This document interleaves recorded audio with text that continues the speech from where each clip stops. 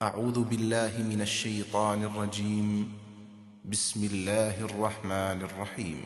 وقد نزل عليكم في الكتاب أن إذا سمعتم آيات الله يكفر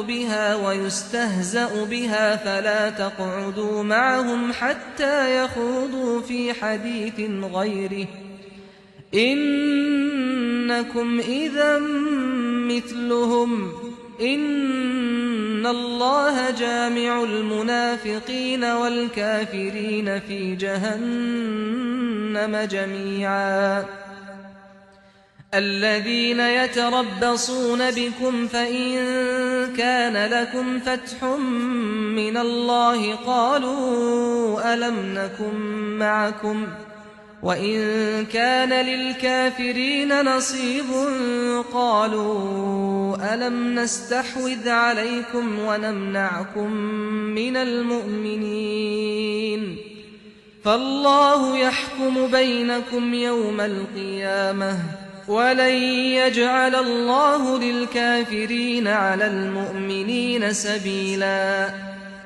وہ اسی کتاب میں تم پر یہ ہدایت نازل کر چکا ہے کہ جہاں تم سنو کہ آیات الہی کا انکار کیا جا رہا ہے اور ان کا مذاق اڑایا جا رہا ہے، وہاں ان مذاق اڑانے والوں کے ساتھ نہ بیٹھو جب تک وہ کسی دوسری بات میں نہ لگ جائیں، ورنہ تم بھی انہی کی طرح ہو جاؤ گے۔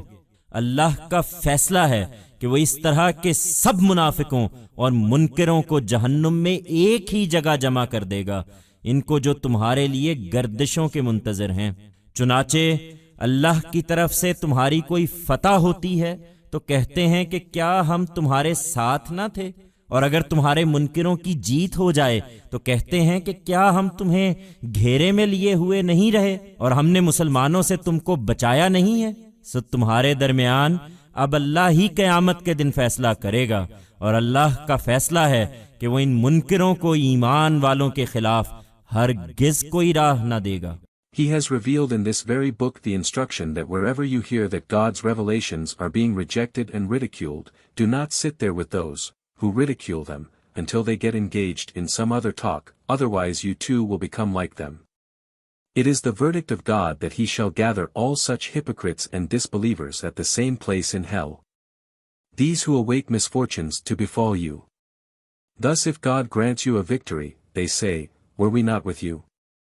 And if your rejectors are victorious, they say, were we not surrounding you and have we not saved you from the Muslims? So, it is God who shall judge between you on the day of judgment, and God has passed the verdict that he shall certainly not let these rejectors find a way against the believers.